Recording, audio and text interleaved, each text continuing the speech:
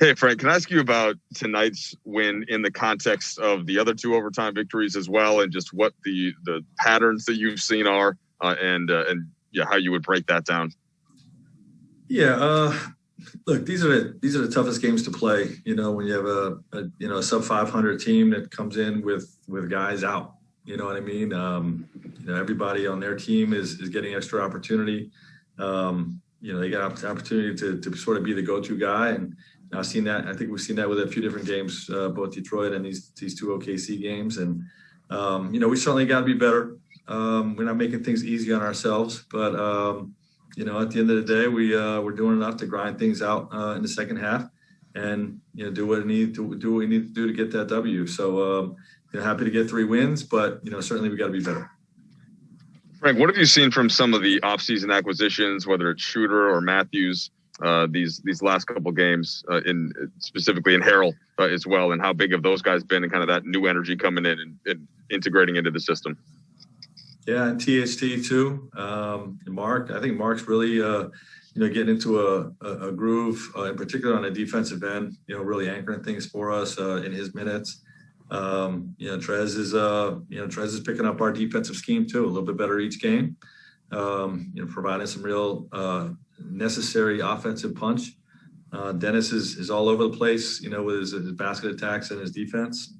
And obviously West the last 2 games was key to us getting 2 Ws. Dan? Rick said these types of games are the hardest. You guys did it on Saturday. You did it again on Monday. Obviously again tonight. Why do you think it was hard all 3 nights? Why wasn't there an adjustment at some point that it was like, okay, lesson learned? And then I guess secondly, just how tired is your group right now, knowing that they've played those 4 overtime periods in those 3 games? Yeah, we're not being worried about being tired. We're a no excuse team. And, as to why it was difficult, I think each of the 3 games is a little bit different. We just took a little while each game to figure out our opponent. So, just one of those things, we got to be better, but we recognize that, hey, teams lose games like this, we weren't at our best in these 3 games, but we found a way to grind them out. What made defending the Thunder a little harder tonight than obviously you had a great defensive overtime last game? Tonight, the overtime was a little more back and forth. And then as a follow-up to that, the last 2 overtimes, you've gotten a lot of baskets from all different guys. I mean, Trez and Dennis and West tonight. What does that tell you about the team? Oh, we got a deep team, a lot of weapons, a lot of ways you can hurt you down the stretch. And, the Thunder are playing really good basketball. They're playing with great force offensively. Again, you don't score 83 points on any team in a half without playing really sound offensive basketball. So, it doesn't matter who's in or out for them. They're playing really well. And, they gave us all that we can handle, especially in the first half of the last 2 games. But, we kept grinding. We stayed together, stayed connected, believing in one another, and we were able to pull out the W's. Dave? Frank, Markeith's contributions, particularly midway through the fourth quarter, he had that 3 from the top of the key, and then I think the next possession he set up to take a charge. How gratifying was it for you to see him be able, kind of like Wes last game, to get back in the rotation and have an impact on winning? Yeah, he was huge tonight during that stretch, and it's been tough for Keith. Keith's a really good player. Helped win a championship last year, and his opportunities have been not as often as last year, and he's making the best of it with his with the minutes that he's getting, and being a true pro and a team first guy. When we decided to shrink the rotation a little bit, work to stay ready. Stayed bought into what we're doing and supporting his teammates, and when you stay ready.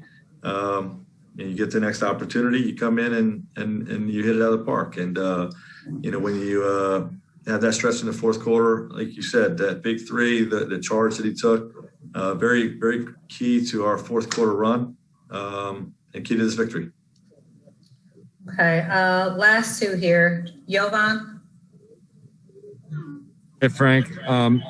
This is now 3 consecutive games of LeBron at 40-plus minutes, and that's the first time he's done that in the regular season in over 4 years. I know we asked you after the last couple if there's any concern, so I'm going to ask it again. Is there any concern with kind of these minutes racking up with the 3 straight overtimes? Of course. There's always concern, but, his body's been feeling good. These aren't, the scripted plans to go to overtime each night and get him up to 40 minutes. He's going to be in there in those situations, to win the game. And, we'll rest him after the game by giving him off from media. We'll tell him he doesn't have to do media now. Give him the rest necessary after tonight's game. And obviously, we'll continue to evaluate how he's feeling, his workload on a game-by-game basis, and make decisions on a game-by-game basis. Okay, last question here, Helene. Hi, Frank. I was going to ask about LeBron too, but can I phrase it in the sense of the defensive play that LeBron made at the end there? How huge was that? Did you see that coming? How did you see that developing? Yeah, he made several defensive plays, to be honest with you. He's really leading the charge, taking a matchup of Horford on certain situations. And I'd say Wes Matthews had 2 great defensive stops on Horford post-ups as well. But that's what Bron does. Bron does on both sides of the ball. That's why he's probably going to be this year's MVP. Carrying the load offensively and quarterbacking the defense, the number 1 defense in the league, and taking these tough assignments and making these plays down the stretch. So, he's playing terrific.